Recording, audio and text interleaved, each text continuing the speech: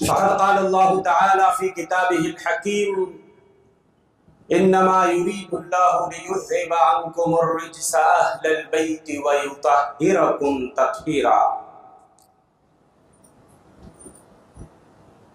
مصلیان مسجد، بزرگان دین، نوجوان دوستوں اور ساتھیوں،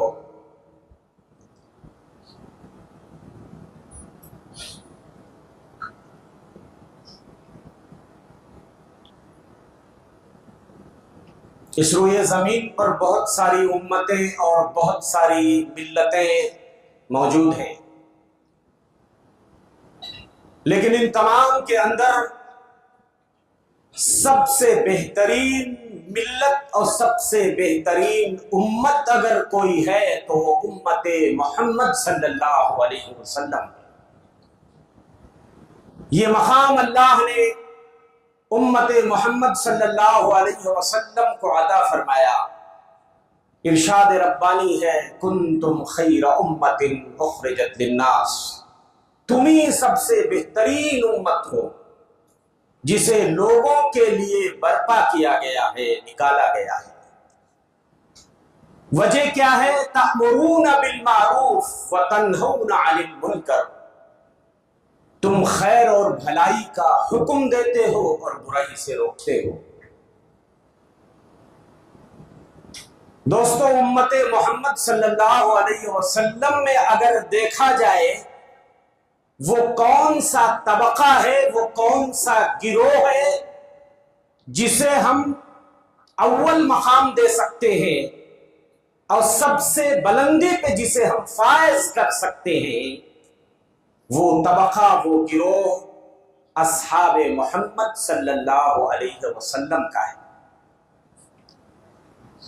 صحابی ہو جانا معمولی فضیلت نہیں، بہت بڑا شرف، اور کسی صحابی کا صحابی ہو جانا یہ اس کا اپنا اختیار نہیں ہوتا۔ اللہ تعالیٰ اس مقام بلند کے لیے جسے چاہتا تھا چن لیتا تھا، سلیکٹ کر لیتا تھا۔ تو یہ اصحاب محمد صلی اللہ علیہ وسلم اللہ کے سلیکٹڈ بندے تھے، چنندہ بندے تھے، ورنہ پیارے نبی صلی اللہ علیہ وسلم کے زمانے میں کتنے لوگ تھے اور کتنے لوگوں نے آپ کا دیدار بھی کیا تھا لیکن وہ صحابی نہیں بن سکے، اور کتنے لوگ ایسے تھے جو آپ پہ ایمان بھی لا چکے تھے لیکن آپ کو دیکھا نہیں تھا، صحابی نہیں بن پائے۔ تو صحابی ہونے کے لیے حافظ ابن حجر رحمت اللہ علیہ فرماتے ہیں، صحابی کون ہے؟ من لقی النبی صلی اللہ علیہ وسلم مؤمنا بہ ومات علی ذلک، حالت ایمان میں جس نے پیارے نبی صلی اللہ علیہ وسلم سے ملاقات کی اور اسی پر اس کی وفات ہوئی۔ معلوم یہ ہوا کوئی شخص نبی کے زمانے میں تھا لیکن ایمان نہیں لا سکا، صحابی نہیں بن سکا۔ کسی نے ملاقات کی لیکن اس وقت وہ مومن ہی نہیں تھا، صحابی نہیں بن پایا۔ کسی نے ملاقات بھی کی حالت ایمان میں، بعد میں اگر وہ مرتد ہو گیا، صحبت کا جو ٹائٹل تھا وہ چھین گیا اس سے۔ اور دوستو، اللہ نے انہیں چنا تھا، ایسے نہیں چنا تھا۔ حضرت عبداللہ ابن مسعود فرماتے ہیں، ان اللہ نظر فی قلوب العباد، اللہ نے سارے بندوں کے دلوں میں جھانک کر دیکھا، سارے لوگوں کے سینے کا جائزہ لیا اللہ نے، فوجد قلب محمد صلی اللہ علیہ وسلم خیر قلوب العباد، تو محمد عربی صلی اللہ علیہ وسلم کا دل سب سے اچھا اللہ کو ملا۔ تمام بندوں میں پیارے نبی صلی اللہ علیہ وسلم کا دل سب سے پاکیزہ، سب سے عمدہ ملا۔ فاصطفاہ لنفسہ، اللہ نے چن لیا محمد عربی صلی اللہ علیہ وسلم کو اپنے لیے، وَابْتَعَثَهُ بِرِسَالَتِهِ، اور نبوت اور رسالت سے سرفراز کر دیا، اور اتنا مقام بلند آپ کو عطا کیا کہ تمام نبیوں کا سردار آپ کو بنا دیا۔ ثم نظر فی قلوب العباد، پھر اللہ نے تمام بندوں کے سینوں میں جھانک کے دیکھا، فوجد قلوب اصحاب محمد صلی اللہ علیہ وسلم خیر قلوب العباد، تو تمام لوگوں کے دلوں میں صحابہ کرام کا دل اللہ کو سب سے اچھا لگا۔ فجعلہم وزراء نبیہ، اللہ نے انہیں اپنے نبی کا وزیر بنا دیا، اپنے نبی کا معاون بنا دیا، سپورٹر بنا دیا۔ یقاتلون علی دینہ، جو پیارے نبی صلی اللہ علیہ وسلم کے دین کے لیے لڑائیاں کرتے تھے۔ حضرت عبداللہ ابن مسعود ہی سے ایک اثر اور بھی مروی ہے، فرماتے ہیں من کان منکم متأسیا فلیتأسی باصحاب محمد صلی اللہ علیہ وسلم، کسی کے نقش قدم کی اگر پیروی کرنی ہے تو محمد عربی صلی اللہ علیہ وسلم کے صحابہ کے نقش قدم کی پیروی کرو۔ کیوں؟ کانوا خیر ہذہ الامہ، اس امت کے سب سے برگزیدہ لوگ تھے، سب سے بہترین لوگ تھے۔ ابرہا قلوبا، ان کا دل سب سے صاف تھا، پاکیزہ دل ہوا کرتے تھے صحابہ۔ واعمقہا علما، ان کا علم بڑا گہرا ہوا کرتا تھا۔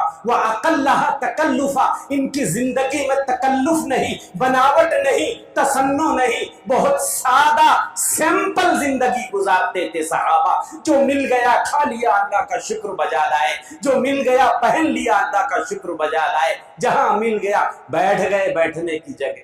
کوئی دکھاوا نہیں، کوئی بناوٹ نہیں، کوئی تصنع نہیں، کوئی ریاکاری نہیں، بڑے سادہ سمپل لوگ تھے۔ یختارہم اللہ لصحبت نبی، حضرت عبداللہ بن مسعود فرماتے اللہ نے انہیں چنا تھا، سلیکٹ کر لیا تھا۔ میں نے پہلے کہا اپنا اختیار نہیں ہوتا تھا کسی کو صحابی ہونا، یہ اللہ کا اختیار ہوتا تھا۔ اللہ نے انہیں چنا، قوم اختارہم اللہ لصحبت نبی، اپنے نبی کریم صلی اللہ علیہ وسلم کی صحبت کے لیے اللہ نے انہیں چن لیا تھا۔ فتشبہوا باخلاقہم وطرائقہم، لوگوں صحابہ کے اخلاق و طور طریقوں کی نقالی کرو، صحابہ کے طریقوں کی مشابہت کرو، ویسے ہی زندگی گزارنے کی کوشش کرو جیسے صحابہ زندگی گزارتے تھے۔ لقد كانوا على الهدي المستقيم، یہ سیدھے راستے پر گامزن تھے یہ صحابہ۔ تو یہ وہ نفوس قدسیہ ہے جنہوں نے پیارے نبی صلی اللہ علیہ وسلم کی صحبت اور ہم نشینی اختیار کی، آپ کی مجلس میں بیٹھے، آپ سے دین سیکھا، قرآن کو نازل ہوتے ہوئے دیکھا، وحی کے نزول کا مشاہدہ کیا، آپ سے ڈائریکٹ حدیثیں سنی، اپنے سینوں میں محفوظ کیا، اور اللہ کا لایا ہوا بھیجا ہوا جو دین تھا اسے دوسروں تک انہوں نے ریفر کیا، آپ کے ساتھ لڑائیوں میں رہے، آپ کی مجلسوں میں بیٹھے، اور آپ کے چشم وبرو پہ جان دینے کے لیے صحابہ بے قرار رہا کرتے تھے۔ آپ کوئی حکم صادر فرماتے تو اس پہ لپٹ جاتے تھے اور آپ کے اوپر جان نچھاور کرتے تھے۔ تو یہ مقام تو انہی کو ملنا تھا۔ افسوس ہے ان لوگوں پر جو صحابہ کے مقام کو نہیں پہچانتے ہیں، جو صحابہ کی عظمت اور صحابہ کی حرمت کی دھجیاں بکھیرتے ہیں، اور اس محرم الحرام جیسے بابرکت و عظمت والے مہینے میں صحابہ کرام پہ تبرہ بازی کرتے ہیں، لعنت و ملامت کرتے ہیں، تبرہ کی مجلسیں منعقد کر کے نعوذ باللہ بیشتر صحابہ کرام سے براءت کا اظہار کرتے ہیں۔ شیخین ابو بکر و عمر کو گالیاں دی جاتی ہیں، اور اماں عائشہ جو تمام مومنوں کی ماں ہے ان کے اوپر بہتان لگایا جاتا ہے۔ میرے بھائیو، آل بیت رسول صلی اللہ علیہ وسلم کا مقام کیا ہے میں بتاؤں گا آپ کو۔ اور آل بیت رسول کہتے کس کو ہیں؟ نبی کی بیویاں سر فہرست اس میں شامل ہیں۔ تم اماں عائشہ کو گالیاں دیتے پھرو اور ان کے اوپر نعوذ باللہ بدکاری کا الزام لگاتے پھرو، اور آل بیت رسول سے محبت کا ڈھڈورا بھی پیٹتے چلو۔ ہم سے سیکھو صحابہ کی عظمت کیا ہوتی ہے، آل بیت رسول صلی اللہ علیہ وسلم کا مقام کیا ہے وہ ہم تمہیں بتائیں گے۔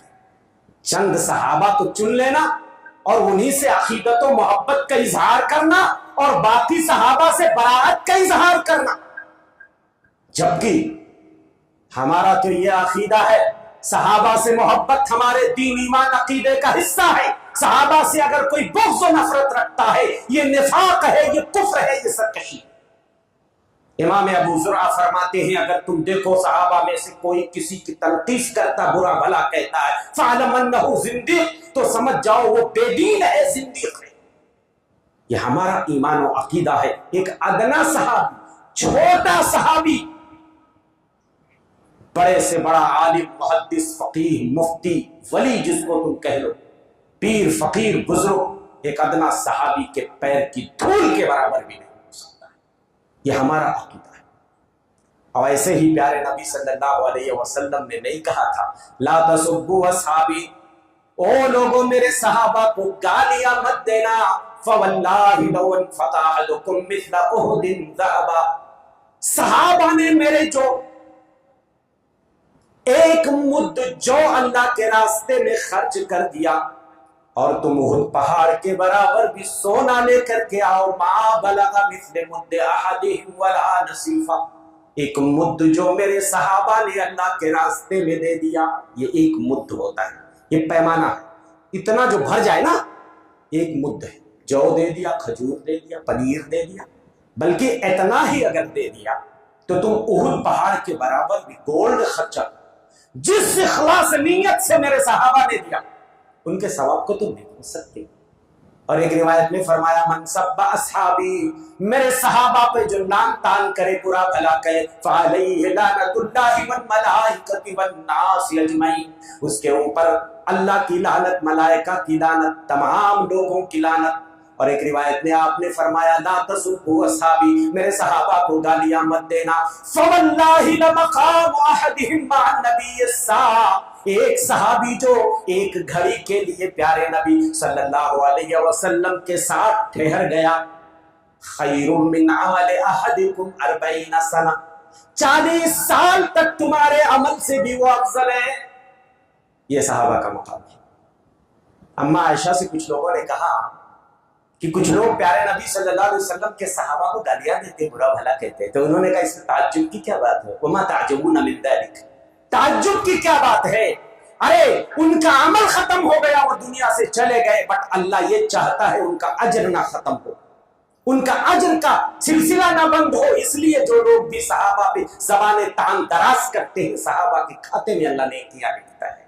حضرت عمار ابن یاسر کے سامنے ایک بار کسی نے حضرت عائشہ کو برا بھلا کہہ دیا، حضرت عمار ناراض ہو گئے، کہا اغرب، میرے مجلس سے دور ہو جا، اجلس منبوذا مقبوحا، ذلیل اور رسوا ہو کر کے بیٹھ جا، فواللہ انہا لزوجۃ نبیکم فی الدنیا والآخرہ، قسم اللہ کی عائشہ جیسے نبی کی بیوی تھی دنیا میں، آخرت میں بھی ان کی بیوی۔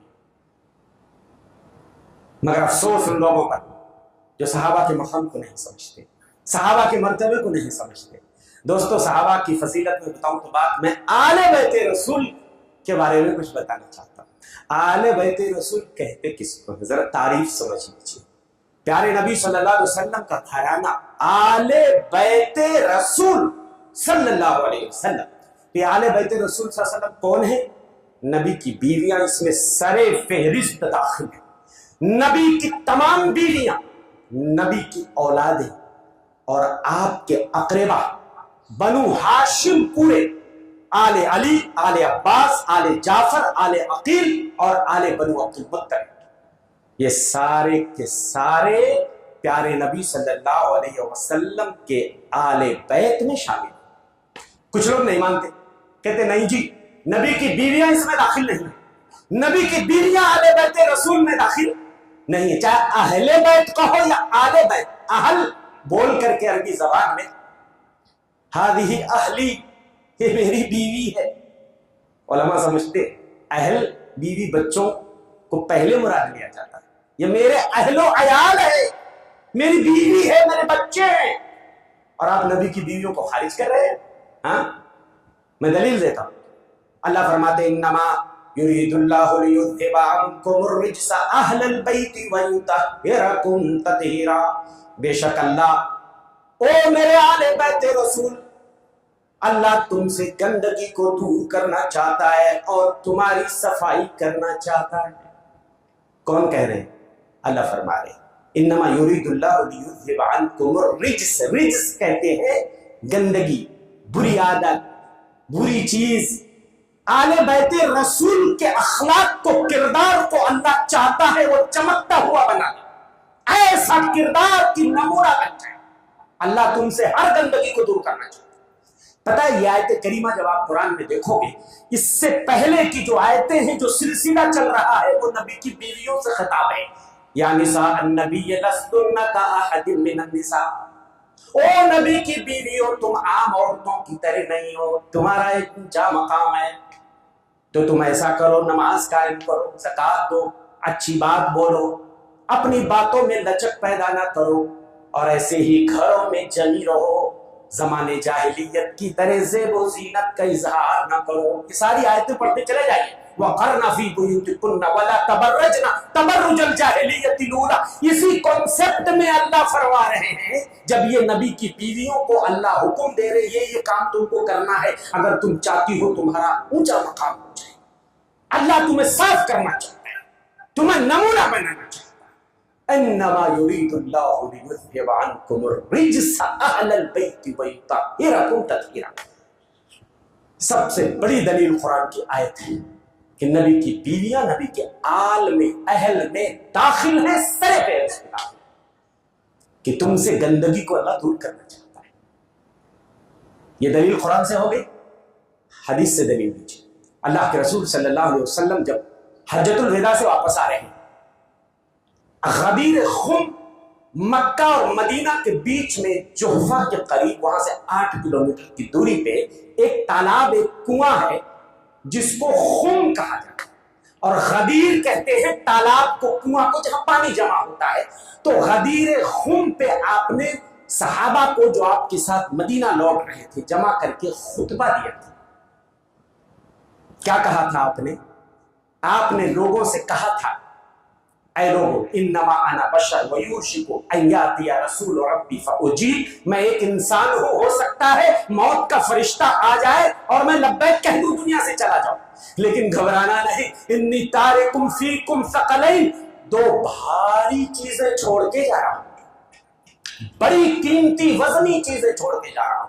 अव्वलुहुमा किताबुल्लाह, सबसे पहली चीज जो मैं तुम्हारे दरमियान छोड़ के जा रहा हूं वो अल्लाह की किताब है, कुरान मजीद है। फीहिल हुदा वन नूर, इसके अंदर हिदायत है, नूर है। ये हिदायत का सरचश्मा है, रोशनी का सरचश्मा है ये।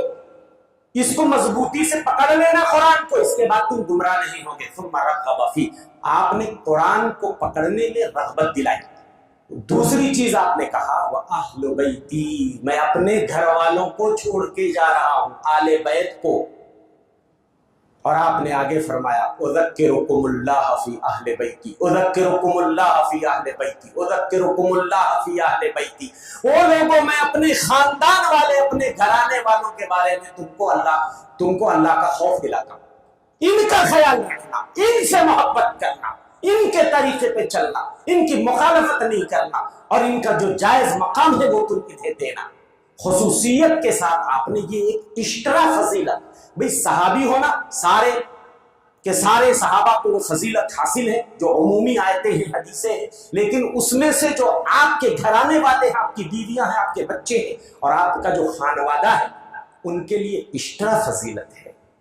मैं तुम्हें खसूसियत के साथ याद दिलाता हूं। अब जो राफिजी टोला है, राफिजी टोला शिया, ईद गदीर खुम मनाते 18 ज़िलहिज्जा, पिछले महीने में आपने देखा होगा बैनरों और पोस्टरों के जरिए जगह जगह ईद गदीर खुम, ये यही खुम है। और इनकी किताबों में जो कहानी गढ़ के पेश की गई वो किसी सही हदीस में मौजूद नहीं। जो सही हदीस थी मैंने पेश कर दी। इनकी कहानी अलग ही कुछ बताती है कि अल्लाह के रसूल सल्लल्लाहु अलैहि वसल्लम ने सबको जब वहां कुएं के पास जमा किया तो आपने खुतबा दिया और कहा कि मेरे बाद खलीफा बिला फज़ल हजरत अली होंगे, विलायत और खिलाफत के हकदार कौन होंगे? हजरत अली होंगे। डिक्लेयर कर दिया। कहीं भी इसका कोई सबूत मौजूद नहीं है। और मैंने यह हदीस, जो सही हदीस पढ़ी, वो ज़ैद बिन अरक़म उसके रावी है। तो हजरत ज़ैद बिन अरक़म से पूछा गया, ये नबी के आले बैत में नबी की बीवियां भी शामिल है क्या? तो उन्होंने कहा बिल्कुल शामिल है, और वो लोग शामिल हैं कि जिनके ऊपर सदका हराम, आले बैत रसूल के लिए सदका खाना जायज नहीं है। तो पूछा वो कौन लोग है? कहा आले अली, आले अब्बास, आले जाफर, आले अकील।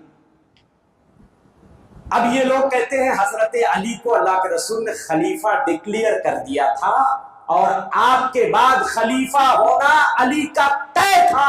नऊजुबिल्लाह अबू बकर उमर ने खिलाफत को हसब कर लिया और अली को उनका जायज मकाम न देते हुए हजरत अबू बकर खलीफा बन गए, फिर हजरत उमर खलीफा बन गए, हजरत उस्मान खलीफा बन गए और चौथे नंबर में हजरत अली की बारी आई। कितनी बड़ी धांधली वाली बात है। अगर अल्लाह के रसूल सल्लम डिक्लेयर करना ही होता, अराफात के मैदान में आपने खुतबा दिया, मेना के मैदान में आपने तारीखी खुतबा दिया, पूरी दुनिया से चारों तरफ से लोग आए हुए थे, वहां आप डिक्लेयर कर देते मेरे बाद खलीफा अली होंगे, ये गदीर खून पे ये फैसला करने की क्या जरूरत थी? वहां तो सिर्फ मदीने वाले बचे जो मदीना जा रहे थे आपके साथ। जरा दिमाग लगाइए, कोई जरूरत नहीं थी। अच्छा, अगर हजरत अली को आपने खलीफा बना ही दिया था, हजरत अब्बास जब प्यारे नबी सल्लल्लाहु अलैहि वसल्लम मदीना जाने के बाद कुछ दिनों के बाद आपको पता है आपकी बीमारी शुरू हो जाती है, हजरत अब्बास हजरत अली का हाथ पकड़ के कहते हैं चलिए मेरे साथ रसूलुल्लाह सल्लल्लाहु अलैहि वसल्लम की खिदमत में, हम आपसे पूछ लेते हैं आपके बाद खलीफा कौन होगा, ताकि झगड़ा खत्म हो जाए। हजरत अली ने इनकार कर दिया, कहा मैं नहीं जाऊंगा। अगर हजरत अली को खलीफा बना दिया गया तो क्या जरूरत थी हजरत अब्बास को कि हजरत अली का हाथ पकड़ के कहते चलो हम पूछ लेते हैं अल्लाह के रसूल सल्लल्लाहु अलैहि वसल्लम। आपने तो डिक्लेयर कर दिया था, पूरे मजमे में कर दिया था। ऐसे ही जब प्यारे नबी सल्लल्लाहु अलैहि वसल्लम दुनिया से रुखसत होते हैं, सकीफे बनु साइदा में मीटिंग चल रही है, कुछ लोग कह रहे हैं अंसार से एक खलीफा होगा और एक खलीफा मुहाजिरीन से होगा। आपस में तकरार की भी नौबत आ जाती है, लेकिन फिर सारे लोग मुत्तफिक हो जाते हैं कि हजरत अबू बकर सबके खलीफा होंगे। और प्यारे नबी सल्लल्लाहु अलैहि वसल्लम ने अपनी जिंदगी में अपने मुसल्ले पे हजरत अबू बकर को खड़ा करके ये इशारा दे दिया था कि मेरे बाद अगर खिलाफत का कोई हकदार है तो हजरत अबू बकर है। 17 नमाजें नबी की जिंदगी में हजरत अबू बकर ने आपके मुसल्ले पे पढ़ाई। क्या जरूरत थी ये मीटिंग बैठाने की कि खलीफा कौन होगा? जब आपने डिक्लेयर ही कर दिया गदीर खून पे तो कोई जरूरत नहीं रह गई। सब लोग मान लेते भाई अल्लाह के रसूल सल्लल्लाहु अलैहि वसल्लम बोल के गए, आपका हुक्म कौन टाल सकता है? लेकिन ये खुली हुई धांधली और ये राफिजी टोला जो इसरार करता है कि हजरत अली आपके बाद खलीफा बिला फसल है, मेरे भाइयों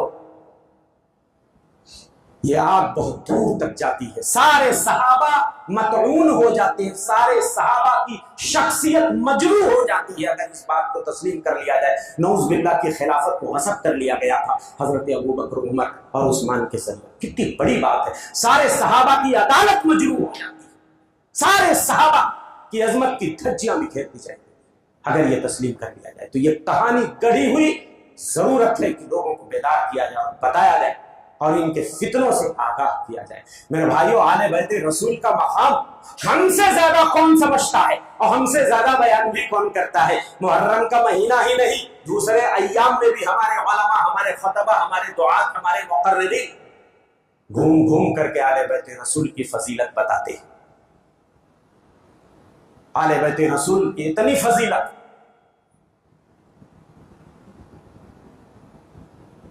कि आपने फरमाया था फातिमा नबी की बीवी बेटी है, आपने फरमाया था फातिमा तो बसअतुन मिन्नी, फातिमा मेरे जिगर का टुकड़ा है।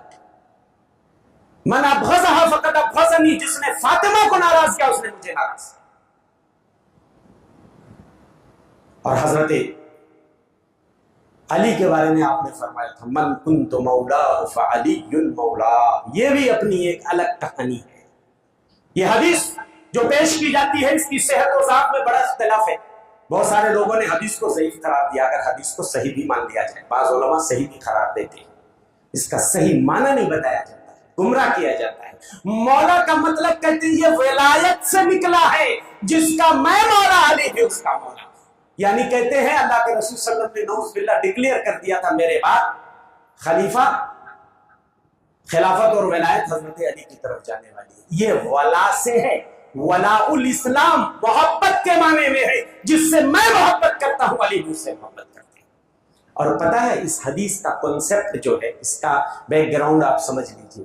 حضرت علی کو اللہ کے رسول صلی اللہ علیہ وسلم نے حج پہ جانے سے پہلے، ابھی آپ نے حج کا ارادہ نہیں فرمایا تھا، 300 لوگوں کا لشکر لے کر کے یمن روانہ کر دیا تھا۔ حضرت علی مدینے میں موجود نہیں ہے، اللہ کے رسول صلی اللہ علیہ وسلم اعلان کر دیتے ہیں میں اس سال حج پہ جانے والا ہوں۔ صحابہ تیاریاں مکمل کرتے، بڑی تعداد میں لوگ اللہ کے رسول صلی اللہ علیہ وسلم کے ساتھ حج کرنے کی سعادت حاصل کرنے کے لیے بےقرار ہوتے ہیں۔ اللہ کے رسول صلی اللہ علیہ وسلم مدینے سے نکلتے ہیں اور مکہ جاتے ہیں۔ ادھر سے حضرت علی فاتح ہو کر کے غنیمت کا مال لے کر کے جب مکے سے قریب پہنچتے ہیں، آپ کو بتایا جاتا ہے کہ اللہ کے رسول صلی اللہ علیہ وسلم مکہ پہنچ چکے ہیں۔ حضرت علی بے قرار ہو جاتے ہیں، میں بھی یہ سعادت حاصل کرنا چاہتا ہوں۔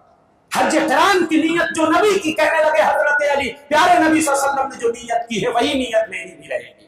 حضرت ابو رافع کو آپ اپنا نائب متعین کرتے ہیں اور حج کے اندر شامل ہو جاتے ہیں، اور اس کے بعد جب واپس جاتے ہیں تو حضرت رافع نے ایک کام کر دیا کہ غنیمت کے مال میں سے 2 چادریں تمام لوگوں کو عطا کر دی بغیر پوچھے ہی۔ اللہ کے حضرت علی ناراض ہو گئے اور کہا کہ تم نے اس میں تصرف کیسے کیا، تم نے بغیر اجازت کے یہ چادریں کیسے تقسیم کر دی۔ حضرت علی نے ان سے وہ چھین لی چادریں، لے لی واپس۔ کچھ لوگوں کے دلوں میں رنجش پیدا ہو گئی، ناراضگی ہو گئی تھی۔ اس وجہ سے غدیر خم پہ اللہ کے رسول صلی اللہ علیہ وسلم جب لوٹنے لگے تو صرف مدینے والوں کے سامنے آپ نے یہ خطبہ دیا، تمہیں میں اپنے اہل بیت کے بارے میں اللہ کا خوف دلاتا ہوں، اور یہ بھی کہا بعض روایتوں کے مطابق جس سے میں محبت رکھتا ہوں علی بھی اس سے محبت رکھتے ہیں۔ اللہم والی من والا، اے اللہ علی جس سے محبت کرے تو بھی محبت کرنا، علی جس سے دشمنی کرے تو بھی اس سے دشمنی کرنا۔ یہ رنجش دور کرنے کے لیے کہ تم لوگوں کے دلوں میں جو رنجش آ گئی ہے اسے نکال دو، گویا پیچھے جو کچھ ہو چکا تھا اس کو دور کرنے کے لیے، آگے کوئی عہدہ دینے کے لیے اللہ کے رسول نے خطبہ نہیں دیا تھا کہ آگے علی رضی اللہ عنہ خلیفہ بننے والے ہیں بلا فصل میرے بعد، ایسا کوئی معاملہ ہی نہیں تھا۔ یہ کنسپٹ آپ سمجھ لو، یہ بیک گراؤنڈ آپ سمجھ لو کہ حضرت علی کے بارے میں جو کچھ لوگوں کو بدگمانیاں ہو گئی تھی اسے دور کرنے کے لیے آپ نے فرمایا تھا۔ تو دوستو اہل بیت رسول کا یقیناً ایک اونچا مقام ہے، وہ مقام الحمدللہ ہم سر فہرست وہ مقام دیتے ہیں۔ ہمارا اہل حدیث کا بچہ اہل بیت رسول پہ جان نچھاور کرتا ہے اور ان سے محبت پہ اظہار کرتا ہے۔ کیا ہمیں نہیں معلوم؟ کیا آپ کو نہیں معلوم؟ ہمارے بچوں کو بھی معلوم ہے کہ حضرت فاطمہ کے بارے میں نبی نے کیا فرمایا تھا، سیدۃ نساء المؤمنین، سیدۃ نساء اہل الجنہ، تمام اہل جنت کی سردار ہوگی میری بیٹی فاطمہ۔ حضرت حسن کو ممبر کے پاس رکھ کر کے ممبر پہ کھڑے اور آپ نے فرمایا تھا ان ابنی ھذا لسید، میرا یہ بیٹا قریب سردار ہونے والا ہے، لعل اللہ یصلح بہ بین فئتین عظیمتین من المسلمین، ایک دن آئے گا 2 بڑے گروہوں میں اللہ میرے اس بیٹے کی وجہ سے صلح کرا دیں گے۔ جمل و صفین جیسی لڑائی حضرت حسن کی بدولت رک گئی۔ حضرت حسن نے کہا کہ مجھے کرسی نہیں چاہیے، حضرت معاویہ کو لوگوں نے بالاتفاق خلیفہ چن لیا، لڑائی ختم ہو گئی۔ یہاں جو پیشین گوئی نبی نے فرمائی حضرت حسن کے بارے میں وہاں پوری، اللہ اکبر۔ اور آپ نے حسن و حسین کے بارے میں فرمایا تھا ہما ریحانتا من الدنیا، یہ دنیا کے میرے 2 پھول ہیں حسن و حسین۔ آپ نے فرمایا تھا ان الحسن والحسین سیدہ شباب اہل الجنہ، اہل جنت کے نوجوانوں کے سردار ہوں گے میرے یہ دونوں بچے۔ اور آپ نے حسن و حسین کے بارے میں فرمایا تھا من احبہما فقد احبنی، جو ان دونوں سے محبت کرے گا وہ مجھ سے محبت کرتا ہے، اور جو ان سے بغض رکھے گا وہ مجھ سے بھی بغض رکھتا ہے۔ کتنی حدیثیں ہیں دوستو۔ تو یہ جو بدگمانیاں ہیں اور جو یہ غلط فہمیاں پھیلانے کی کوشش کی جا رہی ہے، ذرا تاریخ پہ نگاہ رکھیے اور آنکھیں کھلی رکھیے، اور الحمدللہ آج ہمارا نوجوان، پوری تاریخ لوگوں کو معلوم ہے الحمدللہ، آج تو بیداری آ چکی ہے، علم کی روشنی دور دور تک پھیل چکی ہے، اب لوگ سمجھ رہے ہیں اس حقیقت کو، کیا افسانہ ہے، کیا حقیقت ہے، کیا خرافات ہے، یہ لوگوں کو یہ بات سمجھ میں آ رہی ہے۔ تو دوستو، صحابہ کا جو مقام ہے وہ مقام جائز، ان کو دینا یہ ہمارے ایمان کا حصہ ہے۔ کتنے بدقسمت ہیں وہ لوگ جو صحابہ کرام پہ لان تان کرتے ہیں، زبان تان تراز کرتے ہیں، اور جو لوگ صحابہ کی عظمت کی دھجیاں بکھیرتے ہیں۔ تبرے کی مجلس اسی محرم کے مہینے میں منعقد کی جاتی ہے، برات کا اظہار کیا جاتا ہے، شیخین ابو بکر عمر کو گالیاں بھر بھر کی گالیاں دی جاتی ہیں۔ میرے بھائیو، اللہ ہدایت دے ایسے ٹولے کو، اور اللہ دین کی صحیح سمجھ سب کو عطا فرمائے۔ تو اللہ سے دعا ہے کہ مولا ہم تمام بھائیوں کے دلوں میں اللہ صحابہ کرام کی محبت، آل بیت رسول صلی اللہ علیہ وسلم کی محبت کوٹ کوٹ کے بھر دے۔ اللہ ہمیں صحابہ کرام کے نقش قدم پہ چلنے کی اللہ ہمیں توفیق عنایت فرمائے۔